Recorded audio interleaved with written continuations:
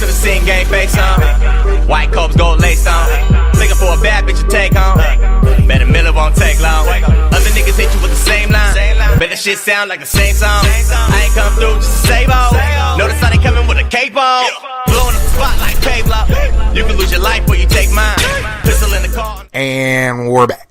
What's going on, man? Dude, you know what? Once again, another week, another podcast. I'm sitting here. I'm feeling good. I don't know why I'm jittery today. Well, we just had a great talk, and I think we are feeling ourselves. Well, I know I'm feeling myself because I'm really comfortable sitting here now. Yeah. It's been what eight times I sat down in front of you, and we just talked our shit. You know what I'm saying? And today, we have a lot to talk about. Hell yeah, because there's been a lot going on, and I think we put this topic off for this week, which was our financial talks. Yeah. So honestly, for me, finances is a huge part of my life. It's a huge part of all of our lives. Money is not everything, but it's up there with air, as my grandmother would say.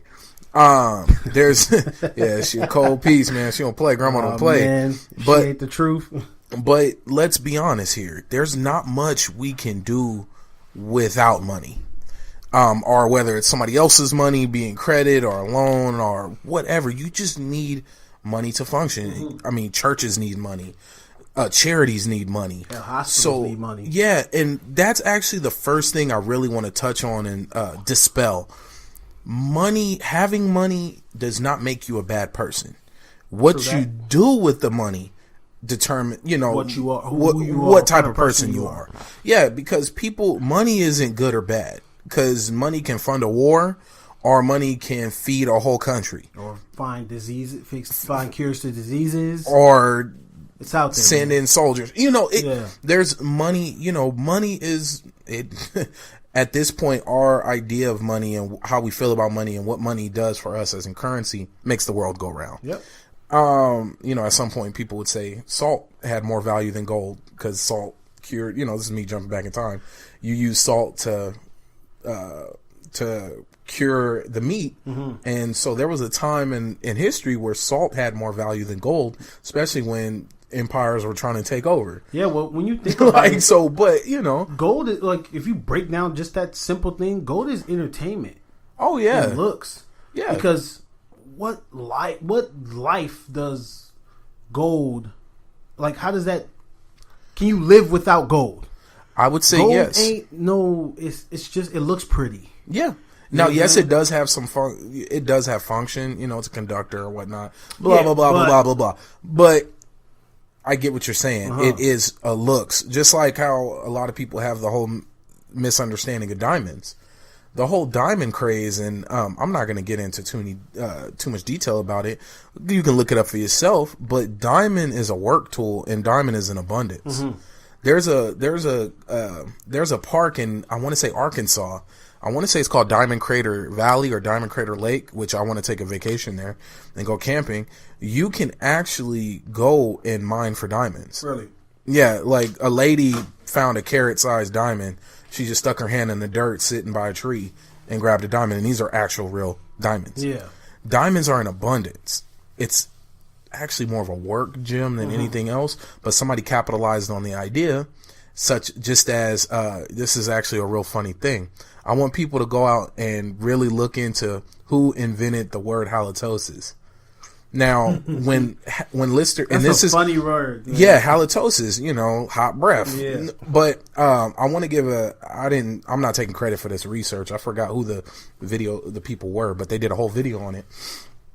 Listerine, when they first came out, the mouthwash company, they had a hard time selling because nobody knew their breath stunk. Yeah. So what they do? People wasn't telling people they breath. Well, nobody. Well, what stink? What is breath stink? Yeah. Now we know because we've had decades of knowing what it's defined as. Yeah. So what Listerine did was patent a word and pumped out ads behind halitosis. Really? So it had people scared. Like, do you have halitosis?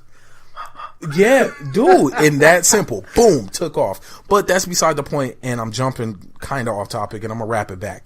So, finances.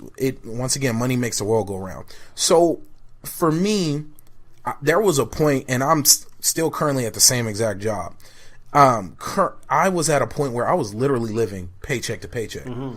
I mean, I was roughing it. I'm talking, I get to the end of my pay period, and I'm looking at my wife like, hey, so you know that bill I got to pay? Can you transfer me a little bit? You know, for some reason, I'm short. Let me ask you a question. Do you get paid bi-weekly or weekly? I get paid weekly. Okay, so every week. Every week. All right. Continue. I'm sorry. Perspective. Okay. So I'm sitting there and I'm blowing through money fast like I'm BMF. Like I'm out here powerballing, you know, and it's so funny. And I think a lot of it had to do with the fact that I was getting paid every week because it was like, all I got to do is just breathe till next Friday. Yeah. like, I can kick it. Don't go nowhere. Let me just breathe until next Friday. Yeah. Let me go ahead and struggle. And I'm kind of opening up my life to you guys. Mm-hmm. But seriously, I was roughing it. Yeah. And at work, I took some clients to actually a Dave Ramsey conference called the Smart Conference. So you got to meet Dave Ramsey? No. But I was in the crowd. Okay. It was at a big auditorium. Now I learned about zero balance budgeting and just the importance of budgeting and saving for the future and all these good things. Now, it completely changed my life because with the same amount of income, I literally set a budget for myself, and the budgeting that I set is through Dave Ramsey's $0 budgeting. See, it's funny you bring up Dave Ramsey because I like Dave Ramsey. Oh, yeah. I like his content. I think that his step program, the 7 steps, the 7-step program, 7 baby steps, is good and bad at the same time. True. The reason why I say that, and well, before I cut you off, are you finished with your point or no? Yeah, so go ahead. Finish what you said. So basically, I took on a lot of the main portions of Dave Ramsey's teachings. Mm-hmm. Now, of course, for me, I'm not. I like to take bits and pieces that I like from everywhere. Yeah. But it's hard to argue with what works. Of course. He has results on top of results on top of results for people who have a lot of large income to very little income. Yeah. And it works. It's hard to argue with what works. So I took it on for a bit and I took it on to a T. And I found myself with more money. Now, I know I get kind of quiet because I really don't know how to explain it. Yeah, I found myself with more money. Wow, shit, like you said, it works. There's no need to explain it. Yeah, it works. I literally wrote down where my money was going to go. Mm-hmm. And the number one tip that I've learned from the Dave Ramsey budgeting, just from budgeting in general, any type of budgeting, not even just Dave Ramsey, you have to be honest with yourself. Yep. You have to be 100% honest with yourself. If you know like in my case, I have a bad habit of going out to restaurants. I grew up in restaurants. I mean, hey, that's pretty much half of society nowadays. Yeah, I mean, but no, it was bad for me. Like, it was like one of those TV shows. Like, we walked in, everybody said hi to you. You sat down. The waiter knew exactly what you wanted. I know. Imagine going to Santana's and they all know us. Oh, yeah. Come on. We grew up like that. Yeah. But the thing with us now that we're young and we're 2-parent working households. Yeah. I can't blame my wife for not cooking most of the time. She works 40 hours, 50 hours a week, just like I do. Yeah, just like she can't blame me for not taking the trash out or doing some stuff at home that I'm supposed to do. The dynamics are way different. Exactly. So, when I hear that, like I say, I understand it, but you got to know your limit. You got to know what your limit is. And if you don't know your limit, you need to set one. So you're exactly right when you say. You got to be honest with yourself. Yep. Now, what I was getting ready to say with Dave Ramsey was that I love Dave Ramsey. Yeah. Some of his stuff make total sense to me. The problem, though, with Dave Ramsey and some of his content, I feel like it doesn't appeal to me all of the time because, for one, I'm a husband. For two, I'm a father as well. And for three, I have a household to take care of. So when you follow his thing by the book, I get what you're saying. Okay, you know what I'm saying? It's for me. It's crazy because it's like, damn. Well, my daughter want to go to the movies. Shit, I can't go to the movies. Like my daughter, I want to surprise my wife and do this. So it's kind of hard to abide by it to the T. And no, go ahead. Go ahead. Okay, and to better clarify the point Travis is making. Dave Ramsey, when you get on board, I really recommend it for people who think they're drowning in debt. If you think you're drowning in debt, Dave Ramsey's plan, you follow it to a T, I promise your life will get a lot simpler. Now, the one downside to it is, and this is where you have to make the choice for yourself, is how fast do you want to get out of debt? Yep. Because it can get extreme in terms of no more going out to eat. Cut up your credit cards. He goes in because the whole point is to get out of debt as quickly as humanly possible. So all right. So okay. So let's stick with that. Now, with me and my financial, I know you kind of gave brief like with yourself personally. Now, me personally, I get paid every weekly as well, right? So growing up, I was never taught like credit. I wasn't taught none of that stuff that I needed to know. So I didn't have established credit until 2012, 13. No, it was like the year before I got married, 2012. Okay. So I got established credit for 1 year, right before I got married. Now I'm going out and I'm trying to get a ring and things like that. Yeah. And it's hard because you ain't got no credit. Yeah. And I always said to myself, hey, I would rather have, and this is as I'm starting to learn about it, I made up in my mind I would rather have no credit than have bad credit. So I said, I'm going to just be cool. They both bad, but I ain't in the negative. I kind of see it as 0-0. Yeah. So I started establishing my credit, get my credit up, doing things for my credit. And it started to slowly go up. Now, with myself, as I started getting older, as me and my wife started to grow, we started to, we were living in an apartment. When we ended up moving to our first home, I changed my whole financial situation, right? So what I do for myself, right? Being honest with myself, I'm like, yo, you spend too much money outside. Like you buying too much food outside. You're buying necessary stuff. When I go to Walmart and I need a sweater, knowing damn well I don't need a sweater. Yeah.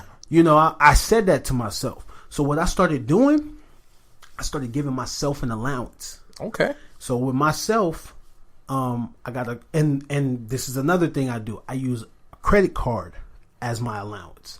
So I give myself a $600 limit a month, right? That takes care of my gas for work, and that takes care of everything that I may or may not need for the month. So I don't spend cash. If you don't accept credit card, there's no need for me to buy. Yeah. So I give myself a limit. I use that limit at the end of the month. And the reason why $600 is my limit is that's how much money I can afford to spend to pay off right instantly. Got so it. At the end of the month, it's taken care of, and it's not a big deal. Exactly. So, and another reason why I use credit card is because if something happens, you want to have cash on hand. I'm gonna have cash. Yeah, and I'm not in a rush to pay this $600. I can pay the $25. Yeah, you can pay the monthly limit. Yeah, exactly. And let me not to cut you off. No, just to give a little background. You have to do that. You have to have serious self-control. You have to be very responsible and have a lot of self-control. That's why any financial advisor worth their salt would really not recommend that for the everyday person, for the simple fact that everybody doesn't have that type of control. Yeah. Now, and just to throw in there too, it don't always work out that way. No, yeah, it's real life. We're living real life. That straight and narrow. Yeah, I get a little crooked sometimes in there. Yeah. And, hey, Call of Duty coming out. Or, hey, I found this. Yeah, but the $600 for me is the low end. Yeah, you know what I'm saying? Like that's the low end. I could take care of that, and I that makes sense to me because I can then go about my saving. So my saving routine is pretty straightforward. I have a 401k with my job, right? Upon that, what I like to do is take out 10% after I get my check, throw it into a savings account. There you go. You see what I'm saying? So that's 10%. It may not look like much, but it's a lot. Grow. Hey, and you know what? That's speaking on that. I'm gonna piggyback real quick, and I'm gonna let you get back to it. I highly recommend everyone go and pick up The Richest Man in Babylon. It's an easy read, and it has some biblical references, but for the most part, it teaches you a lot about how one of the poorest people became the richest man in Babylon. And that's actually a big thing. 10% of all you earn is yours to keep. That is a real big saying, and that's something that constantly revolves throughout the book, and paying yourself first. I think that's probably where I got the 10% from. You know, when you break down 10% of a paycheck, 10% of $100 is $10, $10, and like. Some people may look at that like that ain't really nothing. That's gonna take you forever to get somewhere. No, it's $520 a year. Hey, like, you know what I'm saying? I'm not bugging because once I get I'm not worried about that little bit of money. You know what I'm saying? It can instantly keep going there, and I don't have to look at it. Now, with me saving that 10%, that money is for anything that may happen. Yep. If nothing happened, I don't have to touch it. Yep. You know, so. That's my little way that I like to do it. I do it that way because it centers me. Because now, see, we're getting into PC gaming. True. We just talked about PCs on our last episode, right? And what do we think about getting into it? Now, PCs ain't cheap. Anything worthwhile. You know what I'm saying? If you want something that can run for a few years, you're going to have to spend some money. Yeah. So now I can save. I can do stuff to save. And a big thing that helped me, and I want you to explain that, is the way you took care of your debt, because that's the way I did. I forget how you explained snowballing. It. Yeah. Okay. Okay. So here's another pro tip, and this is actually through Dave Ramsey. Snowballing. So basically, you line up all your debt, and you line it up from the least to the greatest. And you go through your budget, and this is, of course, you do this after you do your zero budgeting, because then you can figure out what extra money you have. Because I promise you, no matter how much you think you're struggling, you have extra money, and it's going somewhere. You're bleeding money somewhere. You're hemorrhaging money somewhere. And until you do a zero budget and find out exactly where your money is going, you will not know. But I promise you, when you think you ain't got no money, you do somewhere. It may not be a large amount, but you have it. So going back to the snowballing. So you line up all your debt from the least, and you go by based on amounts. So you go from your least amount to your greatest, and you pay it off in bulk. So let's say you have $25, $50, and $100, and your minimum payment on all of them is $5. We'll try to keep it simple. So once you pay off your $25 one, you then, instead of all of a sudden saving that extra $5 that you have because you no longer have to pay towards that $25, you roll it over to your $50 one, and now instead of paying $5 on your $50, you pay $10 a month on your $50, and so on and so forth, and you keep snowballing it. So the amount of money you're putting towards your debt is getting bigger, like a snowball rolling down a hill. Exactly. That's the point. That's snowballing, man, in short. Remember when we first talked about it, my debt was nothing compared to what I thought what other people's was. Oh, yeah. My debt was pretty low. Yeah. And, big part of that is because like I didn't go to school and things like that. I didn't have loans like that when I started my journey in being a husband. So I didn't really have that much, but just doing that snowball thing, I cleared up such stuff way faster than I thought I could. Yeah, because it was literally credit cards, and it was like Firestone card, and then like my rings and stuff like that. Literally was like months, because I'm like, hey, it's going, because I'm not worried about the extra money that I just paid off such and such with. Because it's life still goes on down what I've been using. Yes, before I paid off. So I got a credit card. Pay this credit card off. Go to the next credit card. That first credit card, I ain't worried about it. Yep. Because I'm still doing the same thing I've been doing when I was paying it. So that way was I love that way, and I tell as much people as possible about that. They should actually look into doing that, because you'll clear your debt up so fast. It melts it. And then another thing too that you should think about, and I'm guilty of it just like anybody else would probably be, just because you clear up your debt don't mean you have to get back into the debt. You have to get more.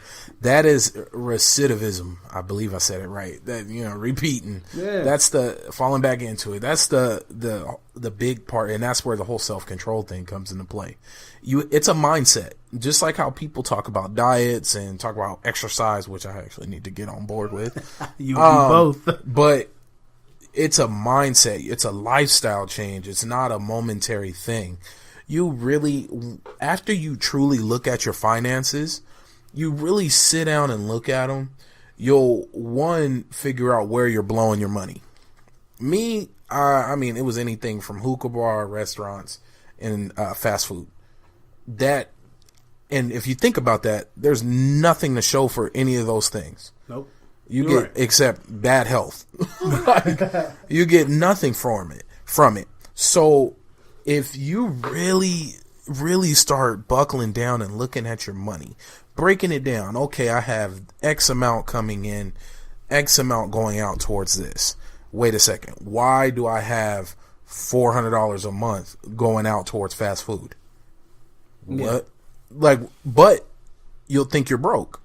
No, you're not broke. You just need to go grocery shopping.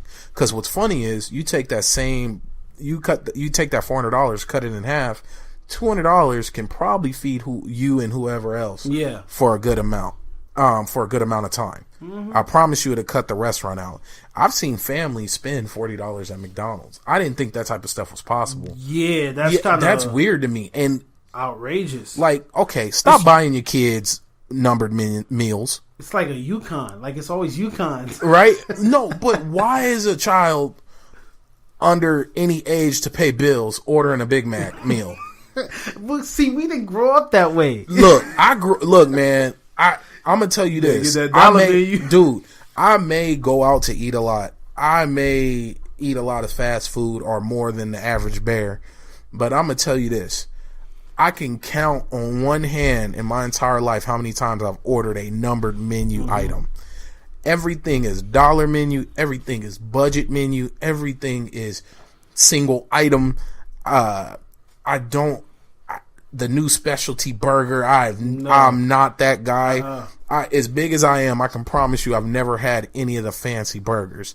I don't even like going to Carl's Jr. because the menu look too complicated. Because I can't tell which one's the cheap burger. Can I just get a plain cheeseburger, please? No. Like, so you want a double Western Big Star? No, I just. But so you want a Big Star with no cheese? Nah. No offense to Carl's Jr. because they make amazing milkshakes. But my point is. But we've always been like that, though. True, but those are habits that were created by our families. Yeah. And that's something that's also the big point of all of this is your family. So we always want to make things better for the people below us.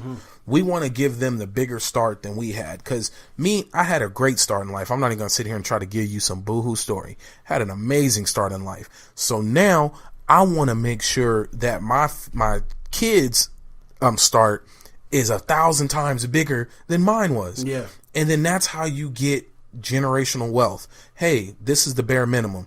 Bare minimum in my house was growing up was college. bare minimum, not high school, not GED.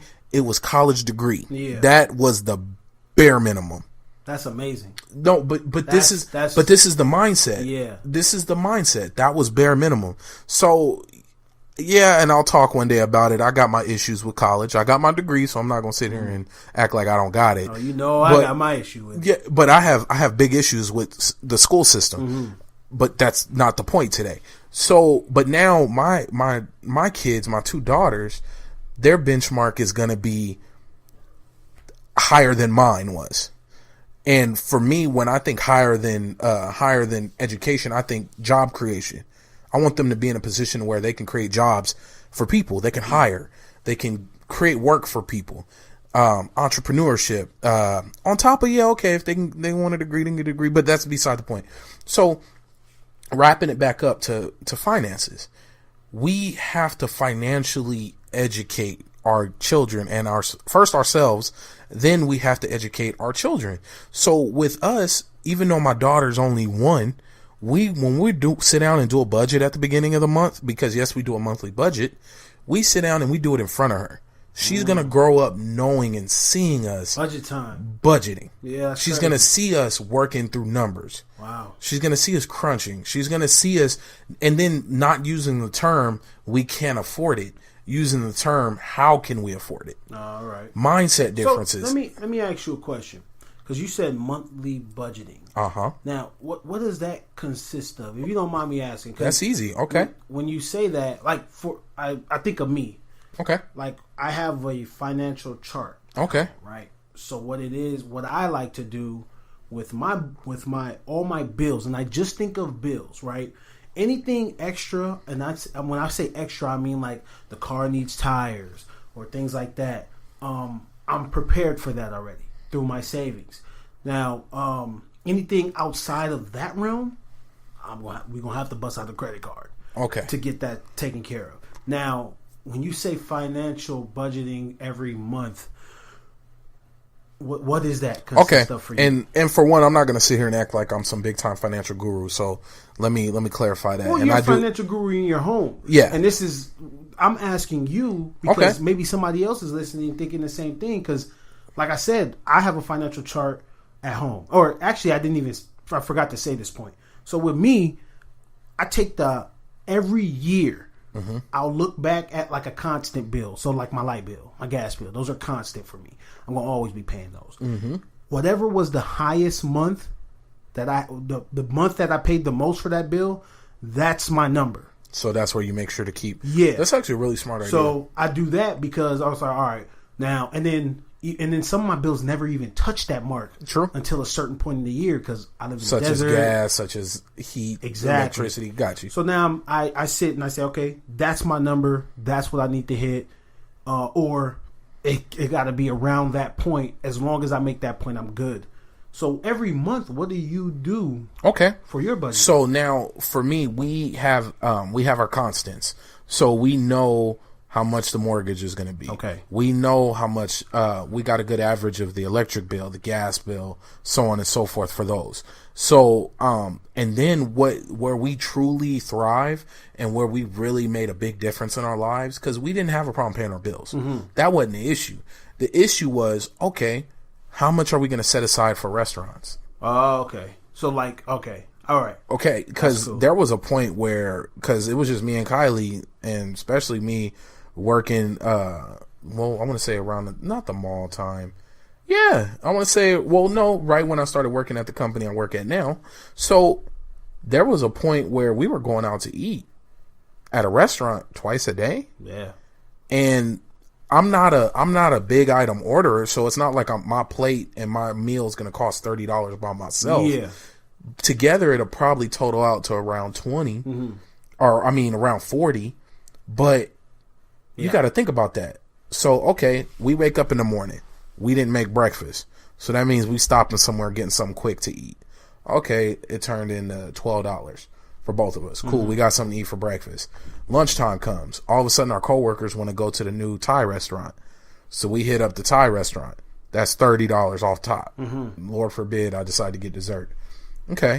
So 30, 12, what is that? 42. So we hit 42. And then dinner. We on the way home. She look at me. I'm hungry. Man, I'm hungry too. So where we gonna go? We might go get a cheeseburger from somewhere. Might go get a burrito, whatever. But then that's gonna turn into another. We'll just say $20. Yeah, that's $62 one day. Damn. Now you turn that into 5 days a week, and then don't count us being fancy on the weekend. Mm-hmm. Oh yeah. Oh man. Do you get what I'm saying? Yeah. So we were that was us freelancing. And then, I mean, I messed around. I want to say our highest month doing crunching numbers before we started budgeting turned into something along the lines of like $600 on just restaurants.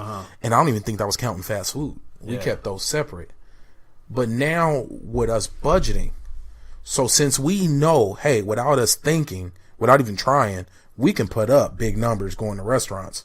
So let's not cut that down to nothing. Yeah. Because what most people say, just like with weight loss, oh, no more carbs. I'm not eating this no more. Mm-hmm. Yeah, I mean, it's hard to do unless it's a life or death situation. Now, if a doctor come and tell you, hey, if you eat this, you're going to die, it'd be easier to stop. Yeah. But if you're just doing it on your own and it's kind of just on your own willpower, it'd be kind of hard. So it's best to wean off of it. Yes. So what we started doing was, so let's say we were able to crank 600 in a restaurant. Okay, let's cut it down to 300. Half it. Yeah. And do your best to stick to it. Because once again, you have to be honest with yourself. We had to be honest. Now, us not being honest would have been like, oh, we're not going to go to restaurants no more. Mm-hmm. Yeah, no. Come on now. That ain't us. We both work 40 hours a week. Yeah. We're both out of the house over 12 hours a day. Natural. Like it doesn't work with us. We're on the road. We were working in LA County at the time. So y'all was commuting too? We were commuting. It made no sense. Yeah. Like we would have to do serious meal prepping, which is something we did for a while, but you get tired of it. You get tired of it. So now going back to my point. So now not only did we do that to restaurants, we averaged out how much gas we spend and added on top of that. We found out we averaged in, and then on top of gas, we added in real life issues. So we tacked on 100 on top of it because you never know when you got to buy a tire. You never know when you need an emergency change. Hell, a hose breaks, whatever. We tacked on 100 to that. So we were completely honest with ourselves, and then we even set a grocery budget. Yeah, we set a toiletry budget. So we kept toiletries. We still do. We keep toiletries separate from groceries because what'll happen is you'll mess up your grocery budget. Be like, oh, we want to put because we spend around, I want to say it's like $50 a week on groceries. There's only 3 of us. We don't eat that much here anyway. So okay, we take what do we do? So you take that 50. That's for groceries. That's for the food. And then we'll say 25 for other things such as air fresheners, toilet paper, so on and so forth, hand sanitizer, other things that go along with the house. Because you'll throw off your numbers. It'll be like, man, we spent $70 on groceries. No, you had to buy a new mop. You had to buy da-da-da-da-da-da-da-da. And that stuff's expensive. Hell yeah. Anything worthwhile. So that's what we did. So we took every segment, and then we even had a miscellaneous budget for those random moments like, oh, so-and-so's having a birthday party. So-and-so's da-da-da-da-da. And you know what? I'm so happy we're talking about this because Christmas is coming up. Now, this is the time of year, the holiday, especially Black Friday being around the corner, like in a couple days. Yeah. This is the time of year where people go broke. Huh. Yeah. And then they go broke because they're anticipating the tax return. Man. Now, let me tell you this. The best thing we ever did was budget Christmas. The best thing we ever did financially for ourselves. And when I say that, for one, we get pretty hectic. If you got kids, we ain't buying you gifts. We buying your kids gifts. Yeah. That's one. That's step one. Yeah. That's just how I get down. If you got kids, I'm buying stuff for your kids. I'm not buying nothing for you. You're a grown ass man or adult. You know what I started trying to do? If I can do it, if I can buy the household a gift. Household. There you go. That. Those are good. See, these are smart budgeting tips. But let me tell you. So what we did was we took it because we got a bunch of little nieces and nephews and cousins. Each kid was $20. Okay. So with $20, you can get $100. You can hit 5 kids. Oh, right, even a little bit more if you can. If you do it right. If you do it right. So 5 kids, 5, 20, 100. Okay. So now, and then we set a budget aside for the dads, for the grandparents, and then we set aside a amount for the moms, and we stuck to it. Yeah. We knew how much we were going to spend on Christmas before Black Friday got here. We knew. And then it actually made it fun because you get tricky with shopping. It's like, hey, I only got $20 for this kid, so it's Black Friday. Holy crap.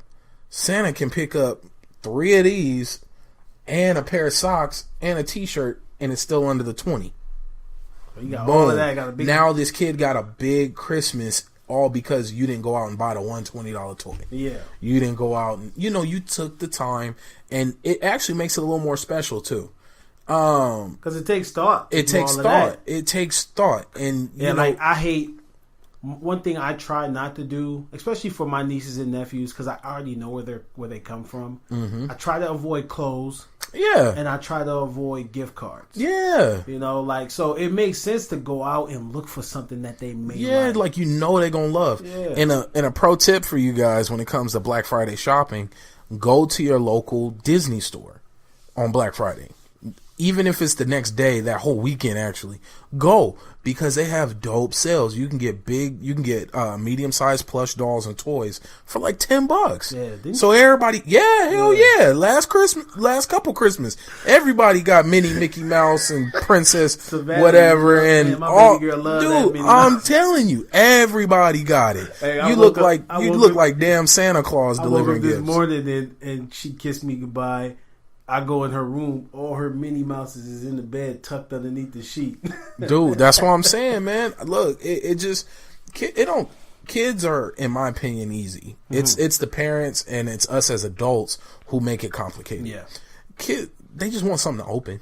Let's be honest. Because what's going to happen is for the most part, unless that toy is truly special to them, you're going to find it tucked away somewhere. Yeah. It's going to get lost in time, and it's going to be something you get mad at them about. Yep. I just spent $100 on this toy and I see it on the floor. I can hear it now. Why do that to yourself? I do my wife the same way. Yeah. I get mad. I get belligerent. Man. I buy you something and it's sitting here got dust on it. Yeah, oh, dude. Man. That's why. That's why you set budgets, because then it won't hurt because it was planned for. So that's my tip, holiday wise. Set a budget. Now you don't have to use my numbers. If that's too low or too high, adjust it as needed. Don't be honest with yourself. You know what? And that, like you said, I think everybody needs to understand that everyone's finances is different. Yeah. Some people make more. Some people make less. Yeah. If you find where you're at, what's comfortable for you, then everything will be all right. Because you can go back and look at Dave Ramsey's concepts. Yeah. You can go back and put and in you can your pull own from ideas. and you can pull from it what you need. Now let me continue on my divvying up budget. Yeah. Now we also put away for savings. We have a budget for savings, how much we put away. Then we also have a budget for fun. Now at first we used to keep restaurants and fun together, but for us restaurants was literally, this is how we eat. Survival, yeah. We eating this way. So fun for us is it's whatever we want it to be.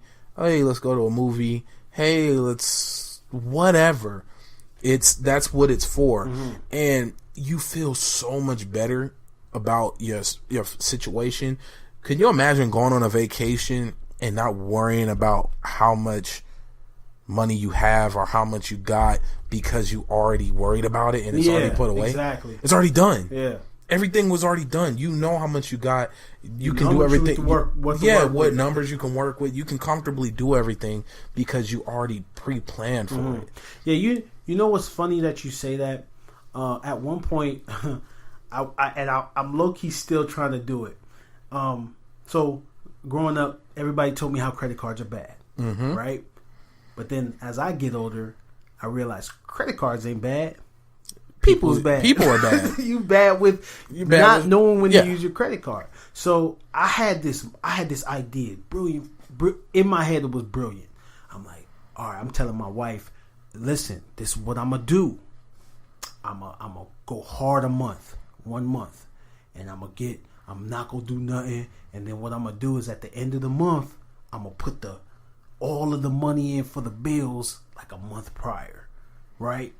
So what I'm gonna do that, and then I'm gonna use credit cards for everything. So I'm gonna get like a gas credit card or a car credit card, and my credit card, that my monthly credit card. Yeah. So now I'm like, yeah, I'm gonna just use the credit card so my cash will be there and I ain't gotta worry about that.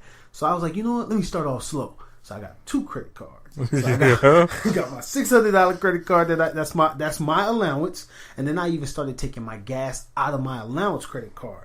So now I got that credit card. Then I got my other credit card, my grocery credit card, right? And I got this, and they're all secured credit cards, so it's my cash anyway. Yeah. So I'm like, yeah, this is my limit, and boy, I was hit.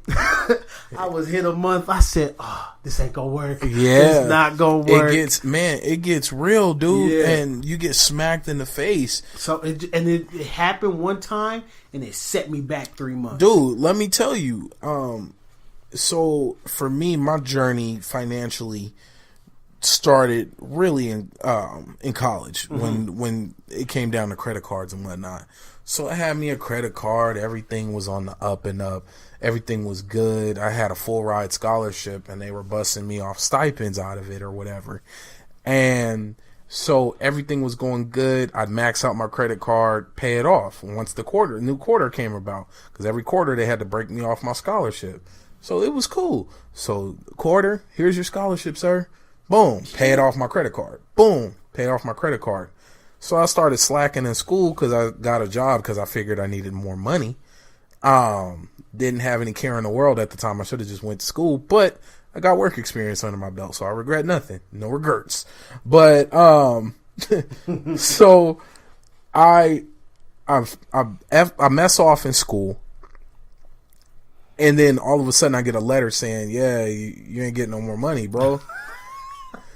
As my bill is due. Mm-hmm. Oh, that's messed up. But, so I'm basically get kicked out of school, and they're like, hey, and I just had got a big bonus from work. So they were like, hey, you spend this amount of cash, and of course I'm not telling my mama, because I didn't want to tell my mom I got kicked out of college. Hell no. So they were like, hey, if you spend $2,000 cash, because we don't take credit, you have an opportunity, and they don't take financial aid, you got an opportunity to work your way back into the school. Mm-hmm. So I was like, and my mama won't know? Psh. So instead of taking the money I had from my bonus and putting it on my credit card, I put it towards the school and still ended up fucking up. So then I was just in the hole. Yeah. And it was a game of catch up for damn near years. Yeah. So that's why I always tell people that route, what you just described, is all good and dandy until one hiccup. All it takes is one hiccup, and you playing catch up for years. Mm-hmm. Sometimes it's a quick fix, but my damn, it could go bad. No, you're absolutely right. So to end it on a bright note, I decided to not do the credit card thing. So and just. Me and my wife had a joint account, and that's our bills account. There you go. So like whenever something is due and we have the automatic payment thing, we'll just put the money into the account, and that works out better, because once it's in the account and it's going to be taken out, I don't have to worry about it. True. I just check at the end of the month, make sure everything was paid on time, check it off in my little financial book that I have, and that just works for us. Hey, and you know what? And this is the golden rule. What you just said, that's the golden rule. What works for you? Exactly. And that's why I keep saying it. It's the realest thing ever. When it comes to finances, you have to be honest with yourself, because like any other goal setting, if you set a goal that's ridiculous, you're going to fail. And then through that failure, you're going to feel like you fell short. And that's not what really happened. You just set a goal that was unattainable. You got to set goals that you can extend your arm out and reach. And then you keep growing. And next thing you know, you're far down your financial path. Mm-hmm. So now the things that I love from Dave Ramsey is his 7 baby steps. Yeah. Super simple. And it makes your life a lot more comfortable. So the very first rule, I don't know them off top, but I know the first 2. So the first rule is to save $1,000 cash as quick as humanly possible. I mean, if you get bored one day Or actually, I recommend you go watch Dave Ramsey talk about the 7 baby steps. He's very energetic, very entertaining, and very real. You know what? We'll actually we'll put the link in our video down in the subscription or in the description, and make sure to subscribe as well while we're talking about that. But if you gotta go in your garage and sell that old power tool that you've been looking at, talking about you're gonna use for who knows how long, we got too many ways to get money now. You got OfferUp, Let Go, blah blah blah blah blah. Go through your stuff. I know people who still have all their old cell phones ever. Go get rid of it. Save that money. Get you $1,000. And let's be honest here. If that $1,000 for some reason sounds too big, which I truly don't believe it is, it's not. Because you really look in your garage or look in your closet. You can't say that without, because you'll be contradicting. I'll be and that's why I'm saying you got to be honest with yourself. So what I recommend is $500. And actually, he has a college student set up too, where for people who are in school and they don't have that major income the same way as other people, or people who work a full time and whatnot, is you get you $500 as quick as possible legally, and you save it. You tuck it, you hide it from yourself, because with that $500 or that $1,000 or that amount, what it's for is for absolute emergency only. When I say emergency only, I mean your car's about to be impounded. Yeah. You blew out all 4 tires on the freeway. You know what though? This is such a crazy topic. We were just having a conversation about what's an emergency for you. It might not be an emergency. It may not be an emergency for me. Very true. You know, like for example, I live in the desert. True. If I can't get to work via my car, that's an arm and a leg. So that's an emergency. Well, let me tell you this. Let me clarify and let me try to simplify it, and maybe this will sum it up. If it affects you getting to work and how you get to work, if it affects you and your family eating, if it affects your health, these are emergencies. Okay. These are absolute emergencies. Yeah. Now, because for me, I won't consider. Now, let me show you how serious this is. Oh, so and so's having a birthday party. We don't have enough to get a gift. That's not an emergency. That's not an emergency. Oh, everybody's taking a last minute trip to so and so. Only way I can afford it is if I use my emergency fund. That's not an emergency. Emergencies are however you feed your family and what you feed your family and your health. Those are emergencies. And you come up with every other way, you hustle every other way legally before you touch that money. Because what you're going to realize is you don't need to touch it. I've had mine for over a year now. My emergency fund. I haven't touched it. And I've had some stuff go down. But I haven't touched it. And then if you do have to touch it, because actually at work, I gave a class on this using a lot of Dave Ramsey's major points and including his 7 steps. I gave a presentation on it and had him watch a lot of Dave Ramsey videos and even took him to the conference. I had a client who, because what a lot of times people do is go get payday loans for the smallest things. Oh, I need $100 so I can order a cake for a birthday party. Okay, why would you go get a payday loan? You would have did better to ask everybody for $20. Yeah. But that's not the point. So now, her kid busted a window and she was able to pay for it cash out of pocket without worrying about it. Yeah. Now, of course, it's not like money does grow on a tree, but that's not the point. She was able to handle an emergency without worrying about it, without a big deal, without it crippling her household. Because what I've learned in the time that I've been looking through finances and interacting with people and looking at people's different budgets and whatnot and just their whole financial health, it's usually not as much money as people think. No. It really, it's not. It's usually not as much as people think. Like, I want to say a majority of people are crippled with debt that's around 10,000 and lower. And that ain't nothing. And in terms of the grand scheme of things, that is a very small amount of money. Now, yes, in your situation, it may be a lot, but I'm talking in the grand scheme, in the average, it's not that much. Because what you'll see is a lot of people walking around here day to day, walking around with $100,000 in debt. Mm-hmm. You'll see that. Oh man, that's, you know, when I see, is it safe to say that's like average? I'm not gonna say that, but there's a lot of people that went to school. Oh, bro, dude, that's why. Like, real talk, when I see somebody with a fancy car, all I see is a high payment. Mm-hmm. Trucks. When I see that, all I see is a high payment. Yeah. I don't see a good investment. No. Cars are some of the worst investments on earth. If you go 40% of its value instantly once you drive it off the lot. Because you believe me, the moment you drive it off the lot, if you turned around, they would buy it back at least 10 grand lower than what they sold it to you. So, this is something that's real. This is something that's real to me. And let me should be real to everybody else. And let me tell you, and I'm gonna get serious with you. You got folks, learn the difference between needs and wants. A want is to get a rundown version of a BMW just to say you have a BMW. Yeah.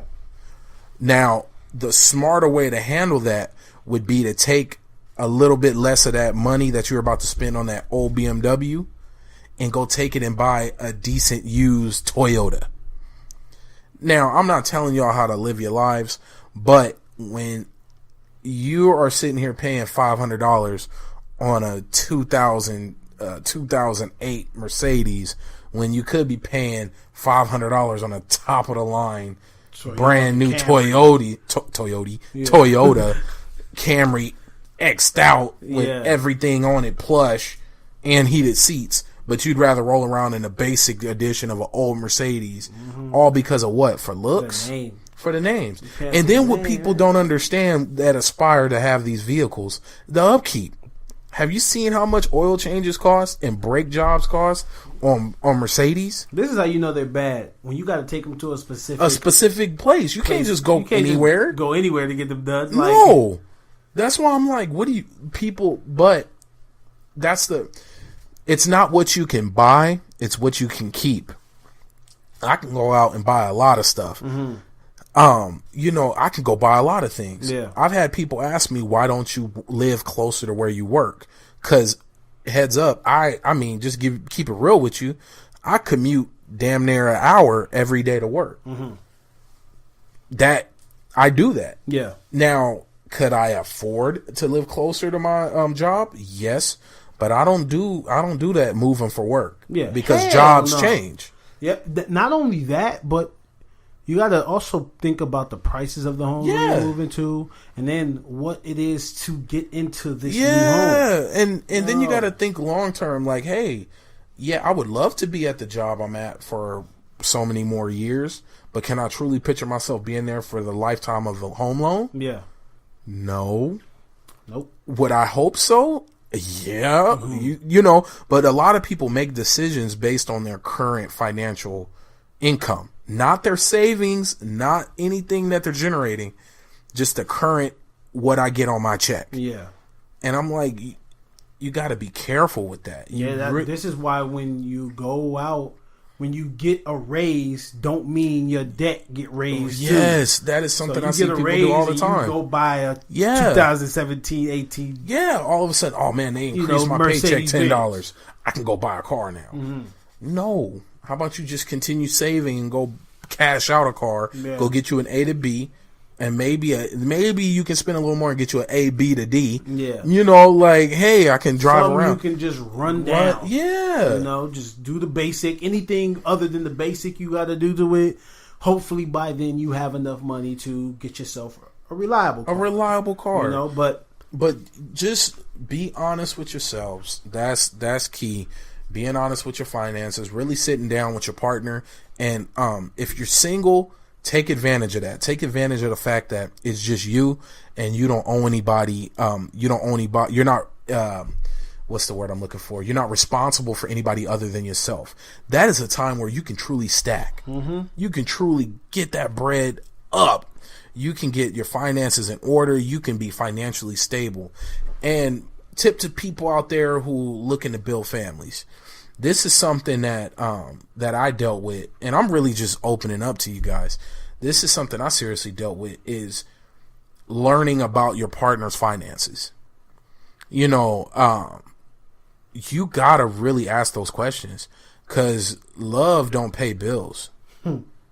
If that ain't the truest shit. It don't, man. Right. So if you jump into a situation, well, I love her, but she coming with $700 a month in student loans, and then that ain't counting what credit card bills she got. Yeah. That ain't counting her mom back in the day opened up 2 apartments in her name, and burnt out on them. You know what I mean? Like, I'm not saying they don't just people who messed up credit and bad debt don't deserve love. But you need to evaluate if the love you have for them is worth the struggle you're about to take on. Yeah, that's its own person you need to think about. Yeah, you're basically taking on a whole nother everything. And you have to, and once again, this is all can be summed up by being honest with yourself. Yep. I love you, but do I love you enough to take on the fact that now we're going to, not only on top of all the other bills we got, we're going to have $700 worth of school loans, and then we're gonna have $100 and some worth of credit card bills, and then by you having those struggles, that means you ain't worked on trying to fix it. And mindset. So now I got to figure out if you on track to still build this debt up, or you on track to take it down. So where are we at? And this is why when it comes to finances, you got to involve everybody in the house, and then you got to talk about it. You have to talk about it. Not specific numbers. Everybody don't need to be in your business, but you got to make it real. Write it down. Write it in a journal. Post it up on the wall in your room. Have it on a Post-it note at your desk, or on your laptop. I'll be debt free. Or reminders on your phone. Yeah, reminders on your phone. Give yourself encouragement. Just like how people treat weight loss plans and diets. Like, you have to constantly remind yourself. Yeah, this is just as important. Yeah. Oh, man. Financial health is just as important as physical health. Because without finances, once again, money isn't everything, but it's up there with air. Like, there's not too much you can do without it. Well, speaking of financial freedom, man, what about the microtransactions? Oh, okay. Rolling it over into gaming. Now, we've talked about this before, and you've heard me pump this out. We vote with our dollar. How we spend our money lets companies know what we're okay with. So what you've seen happen recently is with EA and Battlefront 2. They took a major kick to the nuts. And you do see the reason why they took that is because it didn't make sense. If I put $200 upon the $64.39 I paid for the game into this game and don't achieve everything, what the hell are we doing? This sounds like gambling. So, and that's what the problem was. People were trying to get Dark Vader. One dude tested it out. He put $200 in the game and then get Dark Vader, and then said, you know what?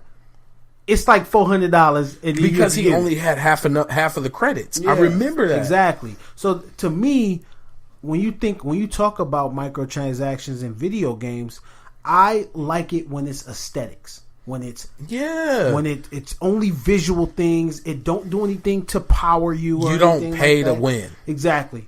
The reason why I like that is because I don't gotta buy that.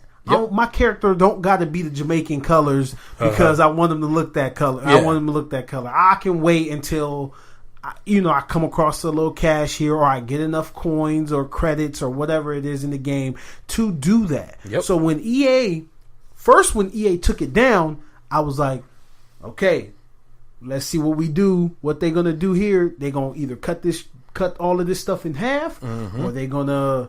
They're going to make it where people going to be able to actually achieve this by putting extra money into because they were saying it would take over 40 hours to unlock one character based on the credit grind. That's ridiculous. That's ridiculous. You're telling me some games don't even get played for 40 hours. Bro, you telling me I got to sit down. And you can only speak from the casual gamer standpoint. And this is how I look at it. The 1% is going to always get there. Oh, yeah. And I'm sorry to cut you off. And that's the point that we really come from. We're coming from I come from. I like to consider myself casual, even though I'm really not. I grind and I put mad hours into games. Yeah, no. But I like to speak from the casual perspective because they're the ones who spend the most money.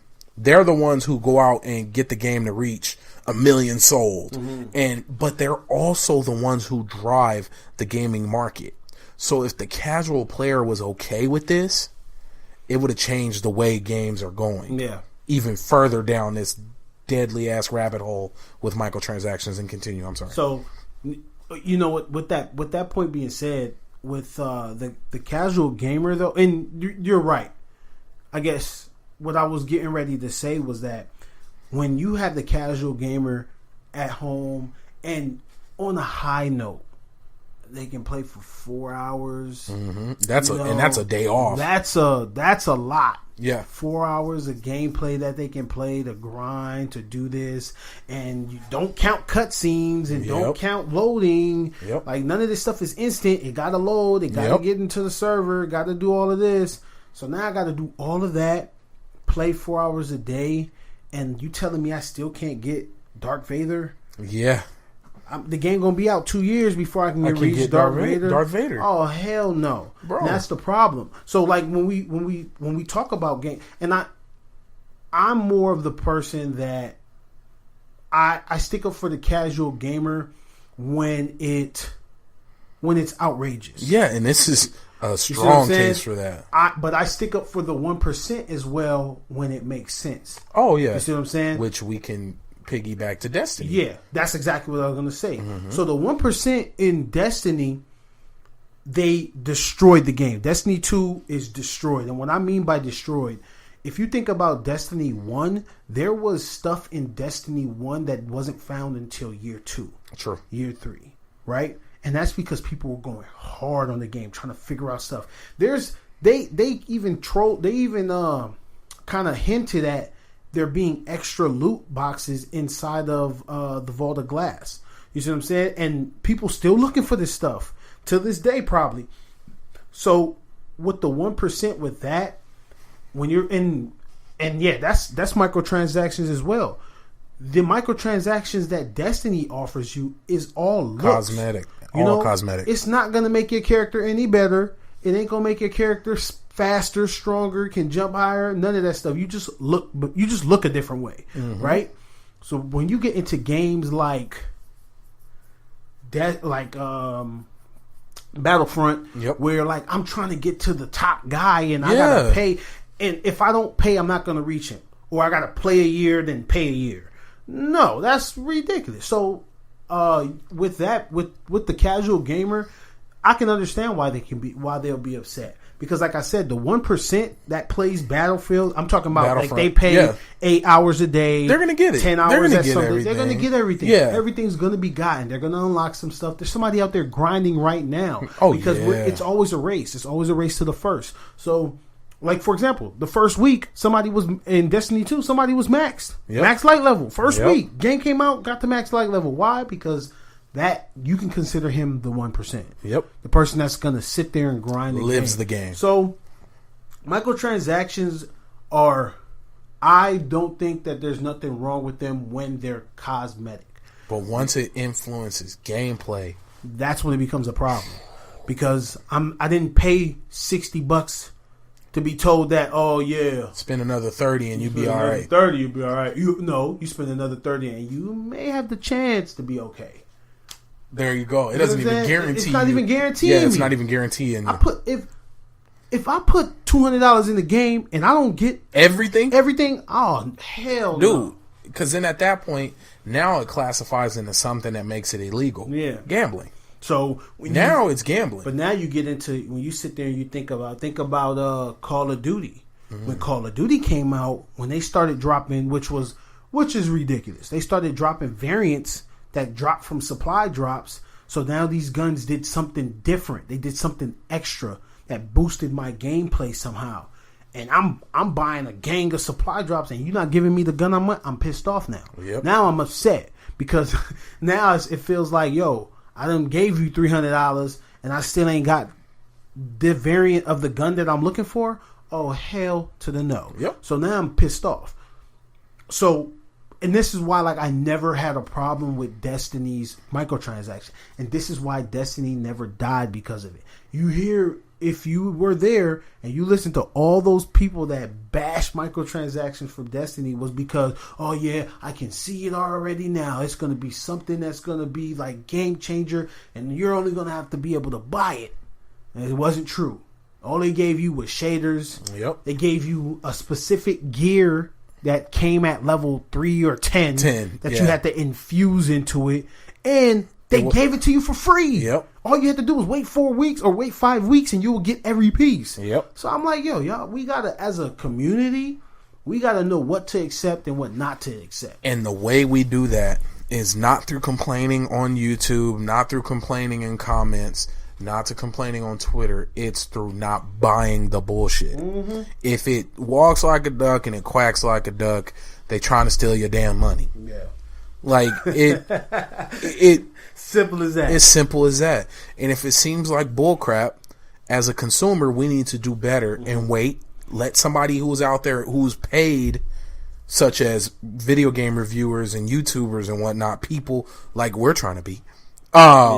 Let them review it, and then you watch the review, you watch gameplay, you get a feel from it, you talk to the people you buy your games from, whether it be GameStop, Best Buy, etc. You talk to them and see how they're feeling, and then you make an informed purchase. You wouldn't go buy a car the way people buy video games. Nope. There's no way in hell people would buy a car. No. You wouldn't buy food the way people buy video games. Nope. Like, no, you're not going to go and spend $60 at this restaurant. I need to open up that pizza first. Thank you. I need to know what people talk about. I'm reading reviews. Yeah. We need to do that as a community before we go out and purchase. And that includes pre-ordering. See, we kind of, well, I'm not sure if we see different eye on pre-order. Pre-ordering to me, it depends on the game. Because if I'm going to get the game, I'm going to get the game. So why not get everything that comes with the pre-orders as well? But let me tell you this: that's how they got. That's how we led to the problem Battlefront.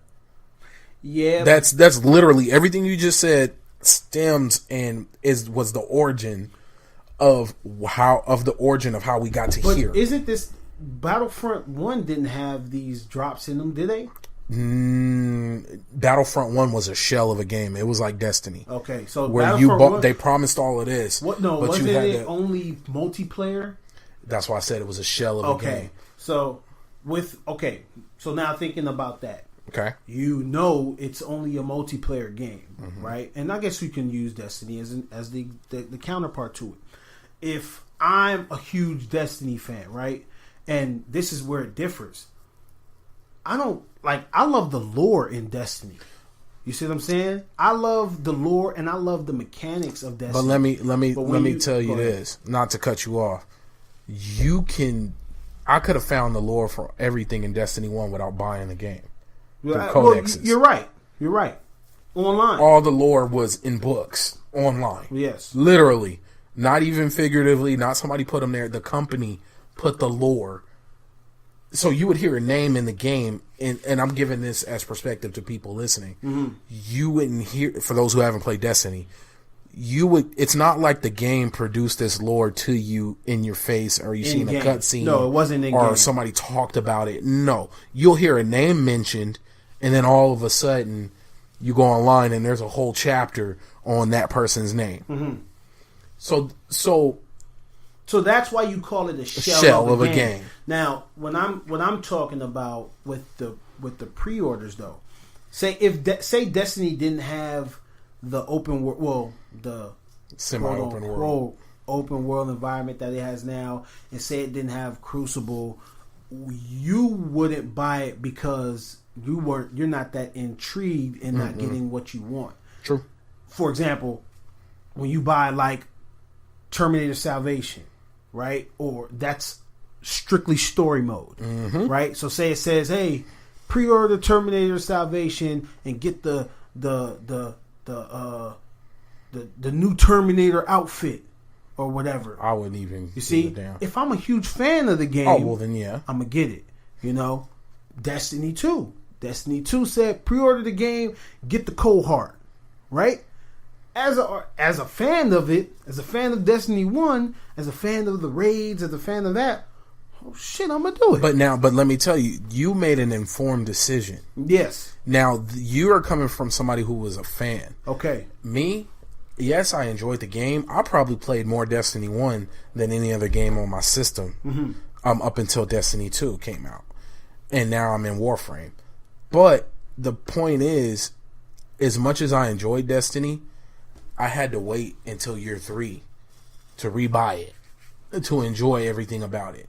Because before that point, I didn't enjoy it. Okay. And the only reason I bought it is because all the promises that were made by the company. I did my research. I was the one who told you about Destiny. Well, yeah. But the difference, I guess, since you told me about it, and I played Destiny from day one to up to now. True. You see what I'm saying? And when I tell you that, and I'm not arguing your love of the game or dislike for the game. What I'm saying is, like, my perspective on the game was that the game was cool. Think about it. Think about you look at your setup now, right? You play with your computer in front of you. True. You play with your system right here. True. It's not like old school now where you sitting there and you got the chair and you don't got your computers in the next room. Everything is sitting right in front of me. So this is why it wasn't a problem for me. Because it's like, oh, Dredging Yor? Who's Dredging Yor? Who's Dredging Yor? Look him up, pop up real quick. Say, oh, Dredging Yor is that guy. Cool. Back to the game. So, and it specifically wasn't like that. Got you. Most of the stuff in the game you had to wait for. So they left a lot of cliffhangers. Like, you don't know who this person is. You don't know what that person is. Or they kind of describe, like, the guy. Okay, so Destiny 2 is dropping on December 5th, The Curse of Osiris, right? Sure. They describe Osiris as like he had infinite radiance. So is he always Sunbreaker? Yeah. Like, this shit got me like, whoa! Like, that's where I become excited from about. And I respect how much you love the story, and I truly can appreciate that. And for me, I just feel like as a consumer, they promised a lot, delivered very little, and I can't reward that by giving you my my blind allegiance. I can't. And that's coming from somebody who takes pride in voting with my damn dollar. Oh no, but it works for you because you enjoyed the game. Yeah, you enjoyed what they gave you. That's where the difference. That's where the points is at. Because like I said, I'm not trying to change your view on it. Yeah. The only thing that what I liked about the game was that, okay, we got this raid. The shit's hard. It was hard. The game when it first came out was hard. It wasn't easy to just get up in there and jump in there and think you can play Destiny, because it wasn't like that. So when it came out, we're playing it. I'm playing it. When I tell you that game sat in my system for damn near 3 years, right? 3 years straight. When I look at my disc, it has a yellow ring. Just from being read by the same. That shit been in the damn system for forever. Yep. And that because it was the most played game. That I played that game so much, it's like number 1 on my list. Yep. And nothing topped SOCOM, because I was playing SOCOM that much for days straight. And I wasn't going to school when SOCOM came out. So you can see where I'm saying, like, where the love came from for the game. And I do understand your point, because everything that they promised you didn't get in the game. At some point, did they give it to you? To some extent. Okay-ish. But I still had to go elsewhere. When there's games like Mass Effect that puts the lore in the game. Like Warframe. Or even Warframe. You have these stuff in there. Well, you have these other games that give you okay, this is what you're trying to do. Yo, this is it. This is how you do it. This is the blueprint. You can jock them or whatever you want to call it. But you put the lore in the game became 10 times better. It really did, immediately. You know what I'm saying? Because I played Destiny 2. See, and my point with the story, this is what I like telling people, is if you liked The Wire, or you liked what's another show like The Wire out? If you like Game of Thrones, if you liked shows like that, if they turn Destiny into a show like those, it'd be a damn good show. It'd be a good show because it's so much things Drama, going on in the story. People becoming leaders, different and then names, falling off. You don't know who these names being is. Killed you see what I'm saying? You just don't know what it is. So, oh no, the story's broken. Why do I have to read this about this? Or why do I have to wait until this sequel to hear about this guy? They talk about this battle, but they never showed the battle. I mean, in Game of Thrones, they talk about the Mad King. Did you ever see him? Yeah, they show him. I mean, did they show like the killing of him where the dude killed him? When was that? It was in the flashback. Flashbacks don't count because they show flashback. They tell you flashbacks in Destiny. No, but they actually showed you a flashback. See, this is the difference, and I'm happy you use Game of Thrones. Game of Thrones shows you the flashback. Okay. Now, yes, they don't show the big battle. That's what I'm talking about. They don't show Robert Baratheon killing Rhaegar Targaryen. They don't do all that. But they do show major scenes. Mm-hmm. Like they showed the battle at the tower where you first meet, spoiler alert, who you first find out who Jon Snow really is. Yeah. But with Destiny, this let me tell you. Before you go though, why I chose those two things, those two specific points, is because I've heard a lot of people talk about the Battle of Twilight Gap. They don't show nothing about the Battle of Twilight Gap. They only talk about it. Okay, well, you get the map. But they talk about it in the map. Just like a flashback is like reading the lore. Isn't it? Am I just making it up? The only difference between it is because one's an actual show and one's a video game. And let me tell you, you know what I'm saying? You're just not getting the cinematics. And this is the problem. Historically, I usually don't have to dig deep outside of a video game to get the story of the video game. So that's why. Now, okay, if you want to claim that they're treading on new water, then fine. I wouldn't even say that. Okay. I chalked it up to the writer left. Oh, well, yeah. That's the biggest problem. The dude that wrote the story is gone. So and now he left right, what was it, 6 months before release and they scrapped so much of the story. Exactly. They even scrapped the darkness. That's why I said to myself, well, shit, the writer left. What happened? Yeah. You know, I don't expect them to tell me why the writer left, but they didn't have to scrap the story. You know what I'm saying? Like, it's like, damn, well, y'all telling me this is the only guy that knew what was going on? That's what I'm saying. I'm like, y'all really had a whole setup with one man leading everything? What I'm trying to say is I'm not trying to defend the actions of Bungie because, there's some shit I could have gave advice on. Anybody could have gave advice on.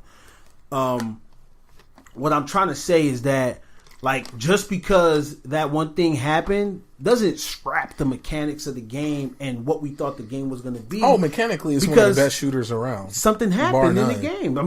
I mean, if we really want to jump at it, look at Call of Duty Ghosts. Infinity Ward, left May respawn. Sledgehammer Game had to jump in and create it. Or I think that was Modern Warfare 3. So Sledgehammer Game, who the hell is Sledgehammer Game? Where did these people come from? And then what happened? People, the vector is outrageously whack. It should be better. So, as a community, I think what we need to do is pay attention to those things because they need our feedback. Give us a game. But let me tell you where the feedback needs to come in. Also, it needs to come in before we make the purchase. That's correct. Because let me tell you why though. Let me tell you why. Uh-huh. We live in a day and age where I can watch somebody do a review on a box. Mm-hmm. I can literally watch somebody do a review on a box. Yeah. There's a review for everything. There's kids out here who watch toy reviews. People don't even buy the toys. They go and watch other people play with them. Yeah. I learned how to change my headlight out through YouTube.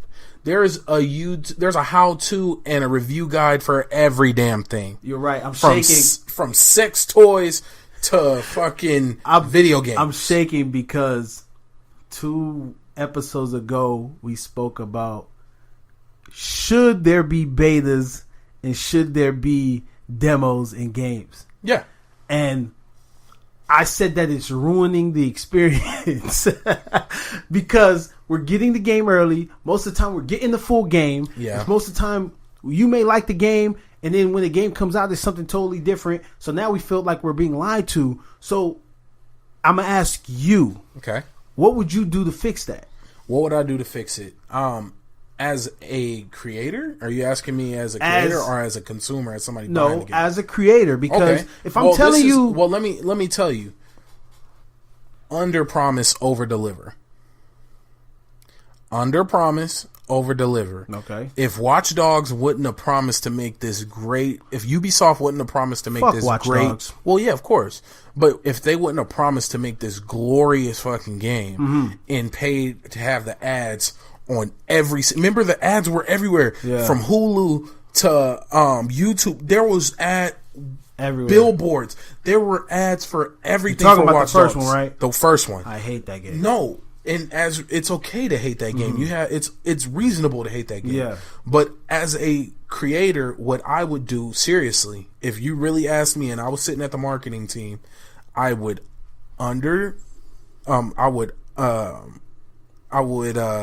not overestimate, and I would over deliver. So if you under promise, I feel like there's not even a real term, but I would make small promises, and then I would have people mind blown. Yeah. So now let me show you an example of that. You think under promising kind of would affect sales? It would affect pre-orders because it would affect pre-orders. See, and this is the problem. Companies thrive and get their rocks off with pre-orders. Oh my God, we got 1 million pre-ordered, so that means we're going to sell 1 million. Yeah, not necessarily. Yeah, you'll get really damn close, but they ride the high of the pre-orders. So then they're in their eyes, whatever we already made is successful. Boom, on to the next game. They're sitting around their big table cheering. We pre-ordered 1 million, so we're at least going to get 900,000. But you know what else? I just was thinking about. Imagine if Warframe came out on a bigger scale, right, than it is now. Because I mean, it's been out for a couple years, and not a lot of people even play the game as much as other games out there. True. So imagine if Warframe came out, right, and pre-order bonus was a Prime, right, and say we were delivered on Warframe, and people thought the way like, yo, I'm gonna wait to pre-order just to wait because I don't know what the game gonna be like. Okay. And I don't want to risk it because if it's a bad game, I'm not gonna play it. And it turns out to be the game turns out to be way over expected what they thought they were gonna get. So they got even more. Do you think people have that mindset like, yo, I don't want to miss out. I don't want to miss out on the cold heart. I don't want to miss out on this pre-order bonus. Well, I don't want to miss out on that. Let me tell you, and that's preying on the consumer because that's like a flip of the coin. It's not for me. Well, yeah, not for you. No, but let me tell you, I am really trying to get people into a mindset of fuck you. This is what you said you were going to give me, so I want to pay for that. Yeah, and if you're not giving me that, you're not getting my money. That's where I'm at. No, and it took years to get to that point because you're talking to a guy who was buying every new game that came out. Yeah, you got a lot of games, dog. I was buying every new game that came out. You got a lot of games. I got to a point where I'm like, hell no, because I understand as a consumer, we need to take hold and really let these companies know you're only around because we fund you. Yeah. No, you are absolutely right. And so you can give me all the scenarios in the world. No, let me get you. And that's why I'm saying from my perspective. Yeah. Now, coming from a general standpoint, I would still say no, because if you're a real game and you really are about the players, you would make it available to be grinded for. Or if it's going to be given, it's be given to everybody. Thank you. That's what I said. Thank you. Or give it a time to release. The only reason why, you know what I mean. Listen, you were the one that said to me that it's a big money grab. It's a money grab. Right? That's all it is. And like I said, the reason why I said I agreed with you, and I just brought up the other point because first of all, that's me playing devil's advocate. Second of all, I'm asking you these things because if we do go about it the way you just said it, right? There's no need for pre-orders no more. there's no need for pre-order bonuses. Well, pre-orders came about because of Call of Duty. I know that because of the season pass. They destroyed the whole market. See, with all the sins of all the ailments we're dealing with the game industry on the consumer end, because the companies are winning. They're over here. You're over here buying. Okay, people are buying full price games that are online only. See, the people are, there are all these things. With Call of Duty though, the pre-order with that season pass thing, it made sense, right? Now, when you think about it. If you're thinking about it on a big scale, Call of Duty. Now, Call of Duty, we already had this conversation. People play Call of Duty year round. It comes out every year. But let me explain something to you. Let me tell you what they did. They repackaged what we used to have called expansion packs. Yeah. And they turned it into small scale. They chopped up one expansion pack into 3. No, they did not. No, they did not. Because expansion packs gave you like 4 or 5 maps, and it gave you a zombies map. And what they did was they just gave you all of them at one price. So instead of paying $30 bucks. No. I'm talking in terms. I'm comparing this shit to WoW. I'm comparing this to Diablo. I'm comparing this to. You gotta think expansion packs and correct me if I'm wrong in the comments. Expansion packs were a PC gaming thing. Yes. Now listen, when you're thinking of those, but listen, those make sense when you talk about it that way. Now let's talk in terms of modern. Let's make it easy. Have you played any of the expansions, any of the DLC for the season pass DLC for Witcher? No, I don't even think they did a season pass. It was just DLC. No, you use Fallout. You get basically a whole new game. Yeah, I know that. Now, or just thinking about Fallout. Now, let's compare it. Fallout New Vegas compared to Fallout 4. Mm-hmm. You got way more for way less out of Fallout New Vegas than you did with Fallout 4. I didn't play Vegas. I know you played Vegas. New Vegas, a lot of people consider it one of the best ones. I think. Because Obsidian made it. 3 was amazing. But it's funny, a lot of people argue with you. Yeah. You play New Vegas, and it's a lot more RPG. It's a lot more, hey, I have a demolition stat of 10, so that means I really can defuse this bomb. That means I can Yeah. It has a lot more of that. Okay. So a lot of checkpoints, skill checks. But that's beside my point. My point is things are getting cheaper. You know what? These DLCs, these pre-orders, they're cheapening. They're making it easier on the creators and the producers and the companies, but making it more expensive on us as consumers. You know what else you need to think about? When you're talking about PC gaming, how often do they create another game? You see what I'm saying? True. These are more. We're not going to dive down that hole because if you go on Steam, it's new games every day. Yeah, no. What I'm saying is, look at commercial releases. Look at World of Warcraft. Look at Dota. Look at League of Legends. So when they add something new to the game, it may be a lot of this, a lot of that, but that's because they're not giving you a new game. And if you do get a new game, it'll be a couple years from now. So now, when we were talking about Call of Duty, you got to think about it. I'm used to that. I play PC games. Call of Duty, I'm talking about Call of Duty World at War. I've been buying them expansions since then. And when you're telling me that each expansion costs $30 in expansion, now you give me the option to say, oh, I know I'm going to get them. I love Black Ops 2. I mean, and Black Ops 2 is when they started it. There you go. Let me stop you right there. I figured it out. I got my words. When you already know what you're going to come out with, and it's already in the code, and it's already written in the DNA of the game that you already sold me. How?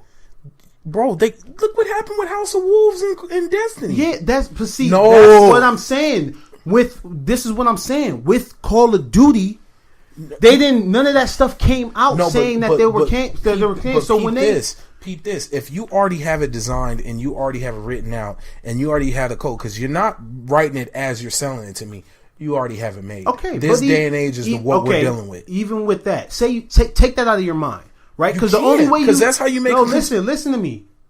the only way you know that stuff is in there is if somebody tells you it's in there. So even if they put it, no, they don't. With the House of Wolves, somebody hacked it and showed it that it was already in the game. No, but think what about I'm that. Saying, no, you gotta just listen to me. So we're supposed to blindly just buy it? No, I understand. Listen, I understand what you're saying. Okay.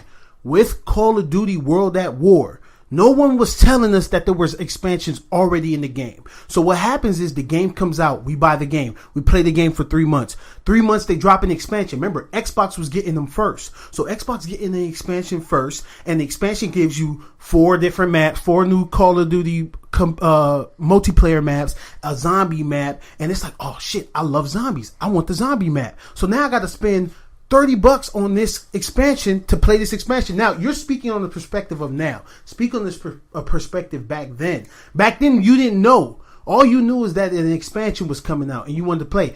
As a consumer back then, True. I'm like, I want it. True. As of a consumer right now, I second guess it because I was like, man, I think about all of this shit. I'm going to be playing this shit for a year. I ain't playing this shit for 2 years. Use Warframe as an example. Warframe drops a big update and they give you all types of shit for free.